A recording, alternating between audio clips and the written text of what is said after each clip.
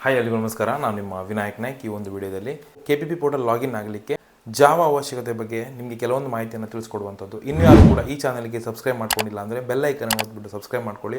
ಅದೇ ರೀತಿ ಯಾರಿಗಾದರೂ digital signatures with KPP portal registrations ಬೇಕಾದಲ್ಲಿ ಇಲ್ಲಿರೋ ನಂಬರಿಗೆ ಕಾಂಟ್ಯಾಕ್ಟ್ ಮಾಡಿ ಪಡ್ಕೊಳ್ಳುವಂಥದ್ದು. ಅದೇ ರೀತಿ ಯಾರಿಗಾದರೂ ಟೆಂಡರ್ ರಿಲೇಟೆಡ್ ಅಥವಾ ಟೆಂಡರ್ ಸಬ್ಮಿಷನ್ ರಿಲೇಟೆಡ್ ಇನ್ನೂ ಹೆಚ್ಚಿನ ಮಾಹಿತಿ ಬೇಕು ಅಂತ ಹೇಳಿದ್ರೆ ನಮ್ಮ ಚಾನಲಲ್ಲಿರುವಂಥ ಗೋಲ್ಡ್ ಮೆಂಬರ್ಶಿಪ್ಪನ್ನು ಪಡ್ಕೊಂಡು ನೀವು ಎಕ್ಸ್ಟ್ರಾ ವೀಡಿಯೋಸನ್ನು ನೀವು ನೋಡ್ಬೋದು.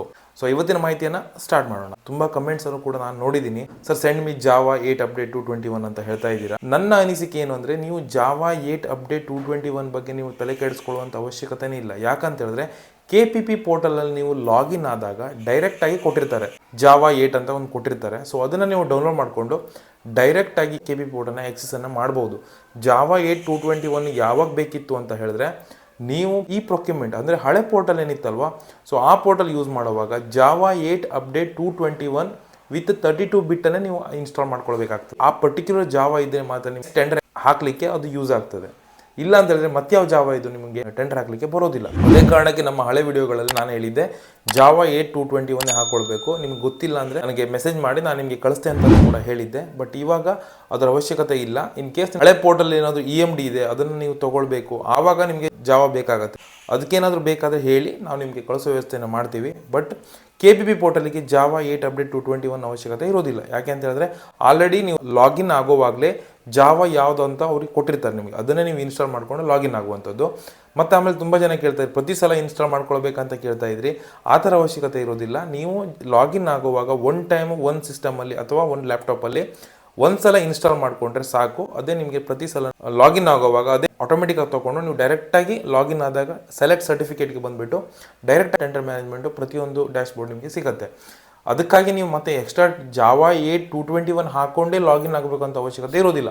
ಮತ್ತೇನಂತ ಹೇಳಿದ್ರೆ, ಇವಾಗ ಈ ಜಾವಾ ಹಾಕೊಂಡಾಗ ಇನ್ನೊಂದು ಅಂದರೆ IREPS ಮಿಕ್ಕಿದ ಪೋರ್ಟಲ್ ಎಲ್ಲ ಯೂಸ್ ಮಾಡುವಾಗ ಯಾವ ಜಾವಾ ಬೇಕು ಅಂತ ನೀವು ತುಂಬ ಜನ ಕೇಳ್ತಾ ಇದ್ರಿ.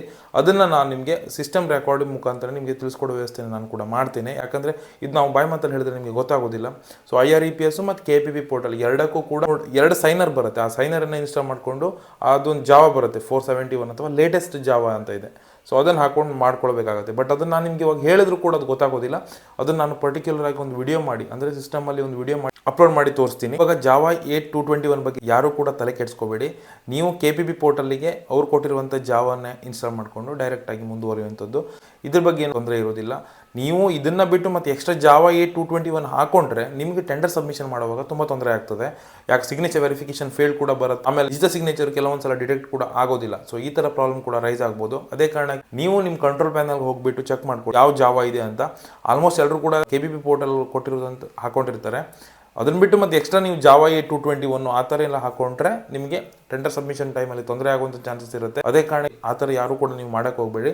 ಜಾವಾ 8 ಅಪ್ಡೇಟ್ 221 ಬಗ್ಗೆ ತಲೆ ಕೆಡಿಸ್ಕೋಬೇಡ್ರಿ. KPP ಪೋರ್ಟಲ್ ಲಾಗಿನ್ ಆದಾಗ ಅವ್ರೇನು ಕೊಟ್ಟಿರ್ತಾರಲ್ಲ ಜಾವಾನ, ಅದನ್ನೇ ಇನ್ಸ್ಟಾಲ್ ಮಾಡಿಕೊಂಡು ನೀವು KPP ಪೋರ್ಟಲ್ನ ಯೂಸ್ ಮಾಡುವಂಥದ್ದು. ಸೊ ಇದಿಷ್ಟು ಇವತ್ತಿನ ಮಾಹಿತಿ. ಇನ್ನೂ ಹೆಚ್ಚಿನ ಮಾಹಿತಿಗೆ ಬೇಕಾದಲ್ಲಿ ನಮ್ಮ ಚಾನಲನ್ನು ಸಬ್ಸ್ಕ್ರೈಬ್ ಮಾಡಿಕೊಂಡು ಬೆಲ್ ಐಕನನ್ನು ಒತ್ಕೊಂಡಿರಿ. Thank you.